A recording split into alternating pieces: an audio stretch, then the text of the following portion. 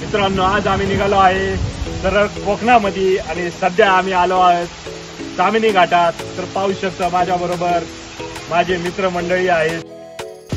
कुठून? पुण्यावरून. चला आली आहे धाराशिव, बार्शी, पुणे, भोसरी, मुंबई, सुरत. आम्ही निघालो आहे दिव्यागरला. पुण्यावरून 106 किलोमीटर, मुंबईवरून 170 किलोमीटर. महाराष्ट्राच्या तसंच देशाच्या कानाकोपऱ्यातून अनेक मित्रमंडळी आलेले आहेत आणि आता फक्त मौज मजाच होणार आहे. चला. कशी आहे मावशी? कशी आहे? याला वाटतं दिव्यागरमध्ये पोचताच पहिलं मासे घ्यायचे आहेत. प्रॉन्स, पॉम्पलेट आणि सुरमई असे विविध प्रकारचे मासे आम्ही खाणार आहेत. कोकण हे मासे आणि सी फूडसाठी प्रसिद्धच आहे.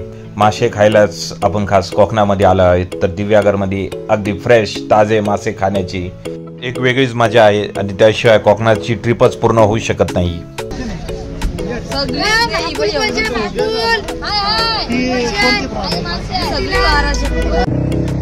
दिव्यागरच्या समुद्र किनारी आम्ही पोहोचलो आहेत. या समुद्र किनाऱ्याला इतर पर्यटन स्थळाप्रमाणे खूप गर्दी नसती, त्यामुळे समुद्र किनाऱ्यावरील शांतता आणि एकांत अनुभवास मिळतो. किनाऱ्यावरील दिसणारे सूर्यास्त मंत्रमुग्ध करणारं आहे. दिव्यागरच्या आजूबाजूला नारळ आणि पोफळीच्या हिरव्या झाडांचं सौंदर्य या ठिकाणी आकर्षणात अजून भर घालते.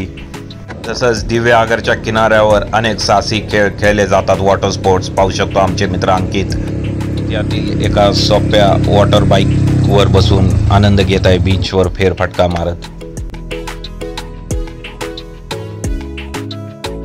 दिव्यागरचा किनारा स्वच्छ पांढऱ्या वाळूसाठी प्रसिद्ध आहे. इथे समुद्राच्या लाटांमध्ये सौम्य गती आणि निळसर पाणी तुम्हाला निसर्गाशी जोडून ठेवते. याला वारा पोरं नाही ऐकत, राडा होणार. आता सगळे बोट राईड्स आम्ही करणार. बनाना राईड्स, ड्रॅगन राईड्स यासह इतर अनेक राईड्स समुद्राच्या लाटांमध्ये जाऊन आम्ही आनंद घेणार.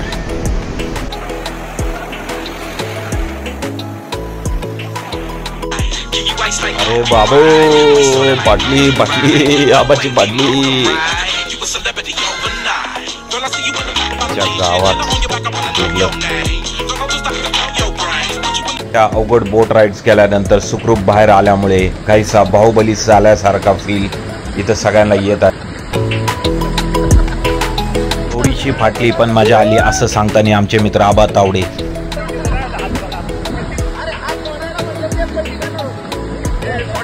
बोट राईड्सला घाबरून कॅमेरामॅनची भूमिका करणारे आमचे मित्र ऋषी देशमुख अचानक पेटले.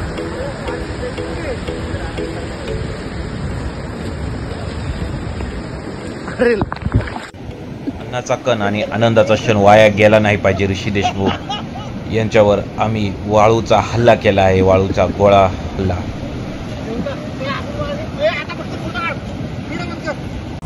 सूर्यास्त झाला. आम्ही चाललोय हॉटेलमध्ये. डायरेक्ट स्विमिंग पूलमध्ये उडी मारली आहे आणि रब्बीची मॅच आम्ही खेळत आहोत ह्या स्विमिंग पूलमध्ये. अजिंक्य वालोडकर आणि आबा तावडे यांचा संघ खूप आघाडीवर आहे ह्या सामन्यामध्ये, पण तरी अजून आम्ही हा सामना फिरवू.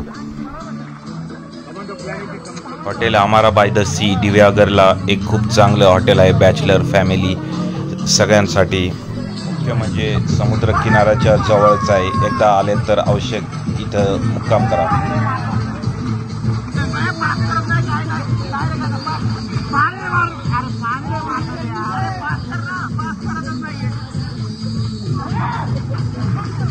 रब्बीच्या मॅचमध्ये अतितटीची झुंज चालू आहे. आबा तावड्यानं अजिंक्य वालोडकर यांचा भक्कम असा बचाव आम्हाला भेदायचा आहे,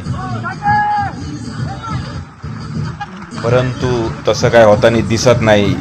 धाराशिवचे रब्बीपटू आबा तावडे यांनी चित्तथरारक अशी झेप घेऊन गोल केला आहे आमचा आणि आम्ही हा सामना पराभूत झालो आहे. जेवणाची वेळ झाली. सुरमई फ्राय, पाम्पलेट थाळी, सुरमई थाळी, फिश करी भात यासह ताज्या माशांची पारंपरिक कोकणी करी आणि भात खाल्ल्याशिवाय तुमची दिव्यागरची सहल पूर्ण होणार नाही. त्याशिवाय दिवाळीची सुट्टी असल्यामुळे फटाक्यांची आतिषबाजी झालीच पाहिजे. तर मित्रांनो, सध्या ऑक्टोबर महिना चालू आहे आणि दिव्यागर समुद्र किनाऱ्याला भेट देण्यासाठी ऑक्टोबर ते मार्च हा काळ सर्वात उत्तम आहे. ह्या काळात हवामान आल्हाददायक असतं. जे समुद्र किनारी फिरण्यासाठी योग्य आहे. दिवेआगर हा फक्त एक समुद्र किनारा नाही तर निसर्गाचा खजिना आहे. येथील शांतता, स्वच्छता आणि कोकणातील पारंपरिक जीवनशैली तुमच्या मनाला शांती आणि आनंद देईल. जर तुम्हाला समुद्राच्या लाटांमध्ये वेळ घालवायचा असेल, चवदार कोकणी पदार्थ खायचे असतील आणि निसर्गाच्या सानिध्यात स्वतःला हरवून घ्यायचा असेल तर दिवेआगर हा तुमच्यासाठी योग्य ठिकाण आहे. तर मित्रांनो, जाता जाता हेच सांगेल की दिवेआगरला भेट द्या आणि कोकणाच्या सौंदर्याचा अनुभव घ्या. धन्यवाद. जय हिंद, जय महाराष्ट्र.